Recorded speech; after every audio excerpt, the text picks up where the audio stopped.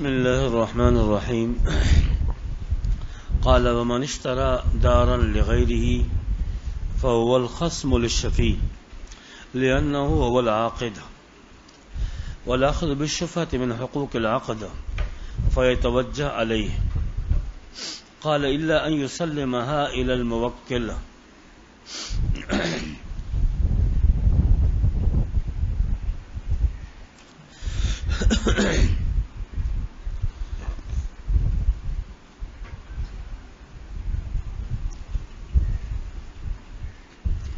ابھی تک جو مسئلہ چل رہا تھا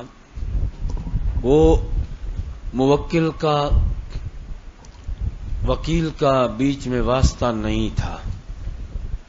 شفیع کا تعلق مخاصمت کا، بحث مباحثے کا، دعوے کا تعلق براہ راست مشتری یا بائع تھا. عرض مشفوعہ شفے والی زمین جائیداد اگر بائع کے قبضے میں ابھی تک تھی تو شفیع کا کیس اور مقدمہ اور بحث مباحثے کا تعلق براہ راست جسے کہتے ہیں کہ وہ بائع کے ساتھ، اور اگر مشتری کے قبضے میں تو پھر بائع خلاص، تفصیل اس کی ہو چکی. کبھی کبھار ایسا ہوتا ہے بائع اور مشتری دونوں یا ایک براہ راست مالک نہیں ہوتے، وہ کسی اور کے وکیل بن کر بائع بنتے ہیں، کسی اور کے وکیل بن کر مشتری بنتے ہیں. کیا مطلب؟ مطلب یہ کہ ایک آدمی باہر ملک میں بیٹھا ہوا ہے بھائی، اس نے یا کسی رشتہ دار دوست کو پیسے پکڑا دیے، بھائی اس طرح کی زمین، اس طرح کی دکان، اس طرح کا پلاٹ، اس طرح کا گھر جو ہے وہ میرے لیے آپ خرید لیں. پیسے وہاں سے دے دیے. اب یہاں اس نے گھر خرید لیا تو ظاہر بات ہے کہ مالک اصل موکل تو باہر ملک بیٹھا ہوا، یہاں عاقد بیع کے عقد کرنے والا، ایجاب و قبول کرنے والا مشتری کے ساتھ تو یہ وکیل ہے. اسی طرح باہر ملک میں ایک آدمی بیٹھا ہو کہ میں فلاں زمین، فلاں پلاٹ، فلاں جائیداد اتنی قیمت اس کے لگ بھگ بکوا دو، بیچ دو. پہلی صورت میں مشتری شرح والی صورت تھی، اب یہ بائع کی صورت ہے. یہاں کوئی آدمی اس کو بیچ دیتا ہے جائیداد کو. پہلی صورت میں بھی شفیع ہو سکتا ہے، بعد والی صورت میں بھی شفیع ہو سکتا ہے. اب یہاں مالک سامنے نہیں ہے، بائع ہے تب بھی، مشتری ہے تب بھی، دونوں باہر ملک بیٹھے ہوئے. میں نے اس لیے مثال، یہاں بھی وکیل ہو سکتا ہے لیکن یہاں چلے ممکن ہے کہ بھئی موکل کو بلا لو، فلاں یہ کاغذات اس کے دستخط. میں اس کی مثال دور کی دے رہا ہوں تاکہ آپ کو مسئلہ سمجھ میں آ جائے. اب یہاں پر بھئی شفیع کو جب پتہ چلا کہ بھئی یہ معاملہ ہو چکا ہے، اب شفیع کس سے بحث مباحثہ کرے گا؟ طلب شہادت، طلب اقرار سب کر لے گا، لیکن مخاصمت قاضی کی عدالت میں کس کے ساتھ کرے گا؟ تو شرعی مسئلہ یہ ہے کہ چونکہ یہ وکیل اپنے موکل کا نائب ہوتا ہے، یہ ایسا ہوتا ہے حکمن جیسا کہ بائع اور مشتری. وکیل نے گویا کہ خریدا پھر اپنے موکل کو بیچ رہا ہے، یا وکیل نے بیچا اور پھر یہ ہے کہ موکل نے پہلے وکیل کو بیچا پھر وکیل نے گویا کہ آگے بیچا. یہ حکمن ایسا ہوتا ہے جیسے بائع اور مشتری ہوتے ہیں. اب یہاں عقد کرنا، ایجاب و قبول کرنے والا تو یہ وکیل ہے، چاہے بائع کا وکیل ہو چاہے مشتری کا، دونوں صورتوں میں. شفیع جب یہاں جھگڑا کیس چلائے گا، مالک تو باہر بیٹھے ہوئے، اب شفیع کو یہ حق حاصل ہے کہ وہ جھگڑا اسی وکیل کے ساتھ کرے، چونکہ عقد وہی ہے. تمام حقوق عقد کے اسی کی طرف متوجہ ہوتے ہیں. سمن کے اندر عیب نکل آئے، مبیع کے اندر عیب نکل آئے، کوئی بھی پریشانی مسئلہ ہوگا تو اگر بائع ہے وکیل تب بھی، وکیل کی طرف سے بائع کی طرف سے وکیل ہے تب بھی، اور اگر مشتری کی طرف سے وکیل ہے تب بھی، آگے خریدنے والا یا بیچنے والا وہ تو اسی کو دیکھتا ہے، اسی کو جانتا ہے. تو لہذا بھائی جب تک وکیل، دونوں صورتوں میں مطلق مسئلہ رکھا، میں نے اس لیے دونوں مثال سامنے دے دی آپ کو. جب تک کہ وکیل نے شے مبیع یا سمن یا حتی کہ اختیار موکل کے حوالے نہ کیا ہو اس وقت تک شفیع کا بحث مباحثہ کیس مقدمہ دائر وکیل کے ساتھ چلے گا، اور جب وکیل نے موکل کے حوالے کر دی وہ زمین جائیداد یعنی مشتری ہونے کی صورت میں، اب بیچ سے وکیل کا صرف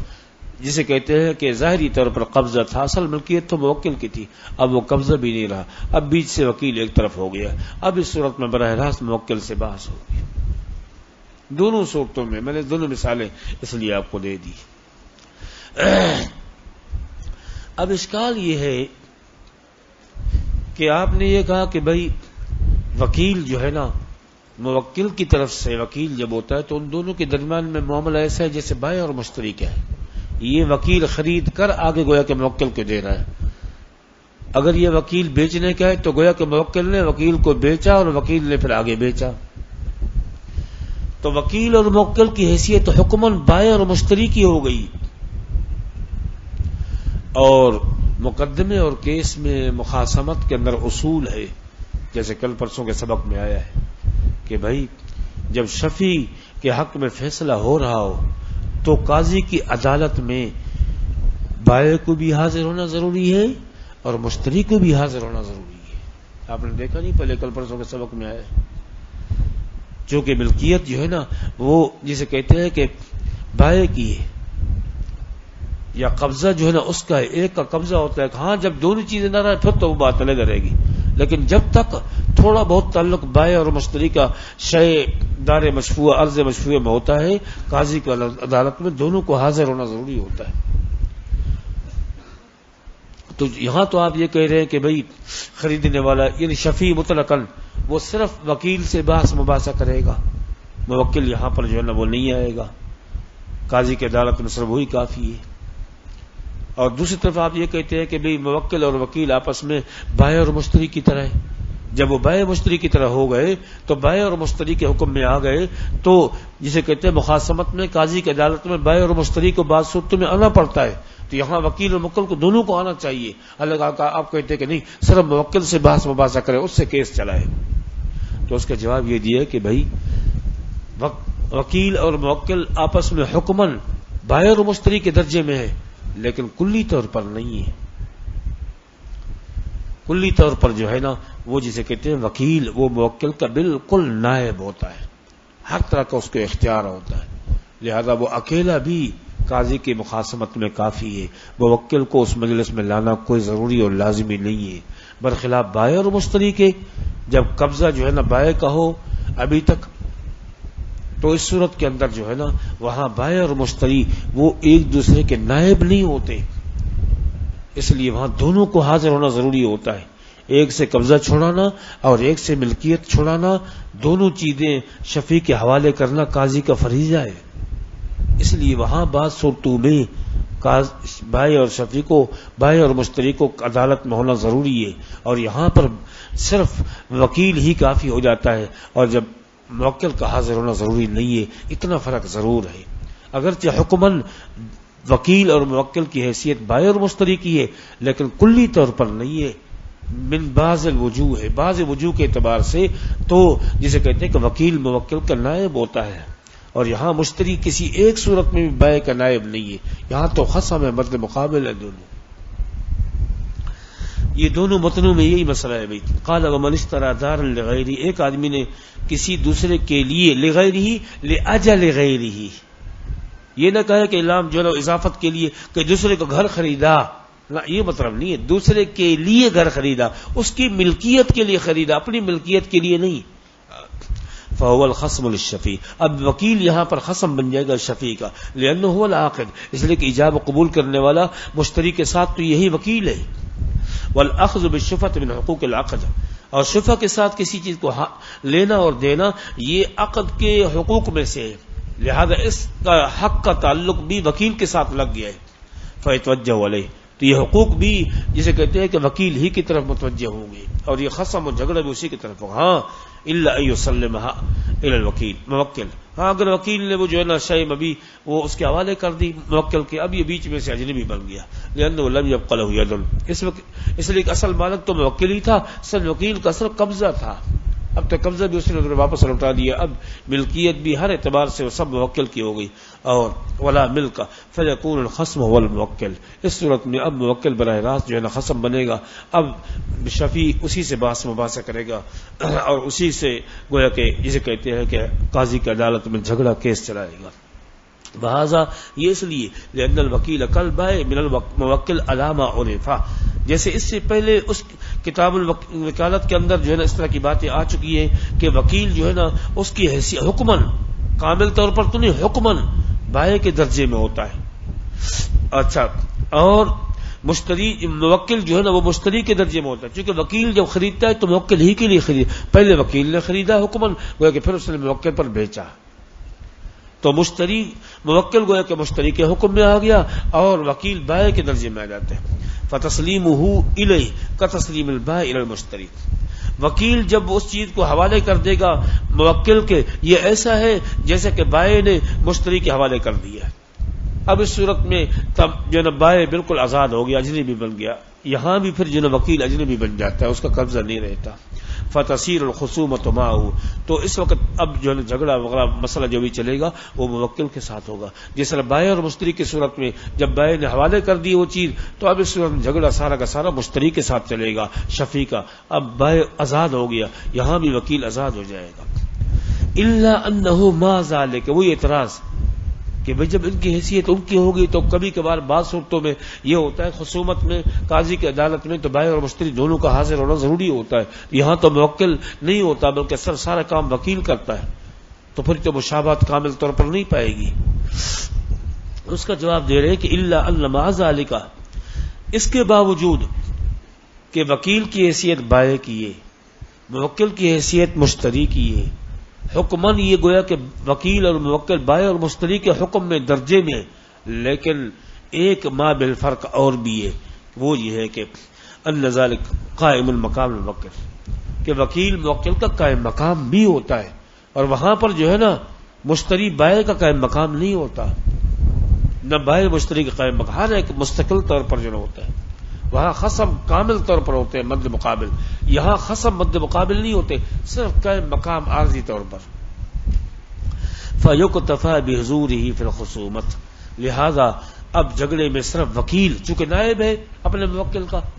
تو اس کا موجود ہونا قاضی کی عدالت میں جھگڑے کیس چلانے کے لیے، مقدمہ دائر کرنے، آگے تمام کے تمام مسائل نمٹنے کے لیے کافی ہے. قبل التسلیم، دیکھیں جب تک اس نے موکل کے حوالے نہیں کیا، موکل کے حوالے کر لیا تو خلاص اب کوئی تعلق نہیں ہے اس کا. وقضا اذا كان البائع وکیل الغائب، یہ وہ خلاصے میں نے عرض کر دیا تھا. اس طرح کبھی کبھار ایسا بھی ہوتا ہے کہ جو ہے جسے کہتے ہیں کہ پہلی صورت میں جو ہے نا وہ مشتری وکیل مشتری تھا، اب اس صورت میں وکیل جو ہے نا وہ بائع بن رہا ہے. بس یہ سادہ الفاظ میں یہ مانا. وقضا اذا كان البائع وکیل الغائب. اسی طرح کبھی کبھار ایسا ہوتا ہے کہ عاقد جو ہے نا وہ وکیل وہ بائع بن جاتا ہے، بائع کے قائم مقام بنتا ہے، اصل بائع کسی اور جگہ میں. فللشفیع یاخذ عامل، یہاں بھی یہی ہے کہ شفیع جو ہے نا وہ جسے کہتے ہیں کہ جو بائع کا وکیل ہے سارا معاملہ اسی سے نمٹائے گا. اذا كانت فی یدی، جب اس کے ہاتھ میں ہے، جب اس کے قبضے میں ہے، ابھی تک اس نے موکل بائع کو نہیں دیا بلکہ وکیل ہی کے معاملہ ہے، سمن وغیرہ یہ چیزیں سب کاغذات اختیارات لأنه عاقد. وكذا اذا كان البائع وصيا للميت، اسی طرح جو ہے نا بائع کبھی کبھار وصی ہوتا ہے میت کا. میت کا وصی کبھی کبھار وصیت سے ہوتا ہے، کبھی کبھار قاضی مقرر کرتا ہے. شرعی اسلامی حکومت اگر ہوتی ہے تو اس کا طریقہ کار یہ ہوتا ہے کہ بھائی ایک آدمی کے انتقال ہو رہا ہے، چھوٹے چھوٹے بچے تو یا تو وہ وصیت کر لے خود، جسے کہتے وصی بنا لے،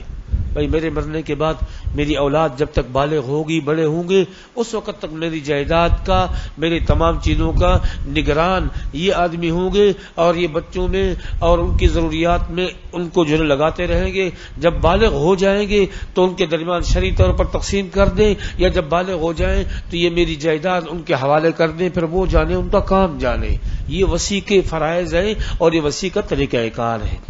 کبھی ایسا ہوتا ہے کہ ایک آدمی خود نہیں مقرر کرتا ہے، قاضی دیکھتا ہے کہ حالات ایسے، اس کو تو کلی اختیار ہوتا ہے پورے علاقے کے اوپر. قاضی جب ہو تو وہ خود بخود کسی کو مقرر کر دیتا ہے محلے میں، رشتہ داروں میں، بھائی جب تک یہ بچے بالغ ہو جائیں اس وقت تک آپ ان کی جائیداد کو اپنے قبضے میں، اپنے تحویل میں لے لو اور ان کی جائز ضروریات کے اندر خرچہ بھی کرتے رہو اور ما بقیہ بطور امانت کے اپنے پاس رکھو. جب بالغ ہو جائیں ان کے حوالے کر دینا یا ان میں تقسیم کر دینا شرعی طریقے پر. اب اس صورت میں کبھی کبھار ایسا ہوتا ہے زمین کو بیچنا پڑتا ہے، زمین کی وجہ سے شفع لینا پڑتا ہے، تو دیکھا یہ جائے گا کہ اگر واقعی وسیع ان نابالغ یتیم بچوں کے فائدے میں کام کر رہا ہے تو ان کے یہ تصرفات سارے جائز ہوتے ہیں اور ان میں جو ہے نا یہی وکالت اور شفع اس طرح کی چیزیں بھی آتی ہیں. اور اگر ان میں یہ ہو کہ جسے کہتے ہیں کہ نقصان غبن فاحش کے ساتھ ہو رہا ہے تو پھر اس صورت کے اندر جو ہے نا ان کی چیزوں کو، جائیداد کو نہ بیچ سکتا ہے نہ ان کی وجہ سے شفع میں کوئی لے سکتا ہے. شفع میں لے رہا ہے بھی گھر کو، وہ 5 لاکھ کا گھر ہے اور 20 لاکھ میں لے رہا ہے تو یتیموں کا نقصان ہو رہا ہے. شرعاً غبن فاحش کے اندر اس کو اجازت نہیں ہے. اسی طرح بعض صورتیں ایسی ہیں کہ وسیع جو ہے نا مال میں اس صورت میں تصرف کر سکتا ہے جب بچے سارے نابالغ ہوں، نہ سمجھ ہو، اور جب بالغ ہو جائے اب وسیع پھر تصرف نہیں کر سکتا. اگر کرنا چاہے گا تو سب کی رضامند، چونکہ سب بالغ ہو گئے. یا اس صورت میں کہ جیسے کہ طبیعت کے اوپر بہت بڑا قرضہ ہے تو اس صورت میں ظاہر ہے کہ زمین جائیداد یہ چیزیں نہیں بیچ سکتا، پہلے اس کا قرضہ ادا کرے گا، اس کے بعد جو ہے نا جسے کہتے ہیں کہ یہ ان کی جائیدادیں خریدے گا یا ان کی ضروریات لگائے گا. اس لیے انہوں نے ایک تو مسئلہ یہ بیان کیا میت کی طرف سے جو وصی ہوتا ہے تو خلاصہ یہ ہے کہ وہ بچوں کی طرف سے، نابالغ بچوں کی طرف سے، میت کے نابالغ بچوں کی طرف سے ایک قسم کے وکیل کے درجے میں ہوتا ہے. اور جن جن چیزوں میں شریعت نے ان کو اجازت دی ہے تصرف کی، اگر وہ ساری شرائط موجود ہیں کہ سب جو ہے نابالغ ہیں، نا سمجھ ہیں، اور یہ کہ جس چیز کو بیچ رہا ہے، لے رہا ہے، شفع کے طور پر کچھ بھی کر رہا ہے، اس میں جو ہے نا فائدہ ہے ان بچوں کا. مقصد یہ کہ ہر اعتبار سے اس کو گھر بیچنا اور شفع کرنے کا اس کو اختیار ہے، شرعی طور پر تمام شرائط موجود ہے. خلاصہ یہ ہے. اب یہاں دوسرا مسئلہ بنے گا، وہ یہ ہے کہ بھئی اس صورت میں بھی سارے کے سارے یہ احکام کے اس مقدمہ اس وصی کی سر متوجہ ہو گئے، چونکہ اصل عاقد یہی ہے. وقضا، اور اسی طرح اذا کان البائع وصیا للمیت، بائع جب جو ہے وصی و میت کا فیما یجوز، و شرط یہ بھی لگا دی کہ ان چیزوں میں جن میں وصی کی بیع کرنا جائز ہے، لما ذکرنا کتاب الوصایا کے تفصیل کے ساتھ جو ہے وصیت کے اندر ذکر کیا حضرت نے. قال واذا قضی للشفیع بالدار، جب شفیع کے لیے دار کا حکم کر دیا گیا، ولم یکن رآها، اس نے دیکھا اس کو نہیں ہے، فلہ خیار الرؤیا، اس کو دیکھنے کا حق حاصل ہے، اگر پسند آئے تو لے لے ورنہ نہ لے. وان وجد بها عیبا فلہ ان یردها، اگر کوئی عیب پاتا ہے تو تب بھی خیار عیب بھی اس کو جو جسے کہتے ہیں کہ ملے گا. وان کان المشتری شرط البراءۃ، اگر تو مشتری نے بائع سے شرط کر لی تھی ہر اعتبار سے کہ بائع نے کہا میں بری ہوں تمام عیوب سے اور ہر طرح کے جو ہے نا دیکھنے میں جو دیکھنا ہے دیکھ لیا، میں اس کا ذمہ دار نہیں ہوں، کچھ بھی کر لیا ہو، لیکن شفیع کو حق ملے گا،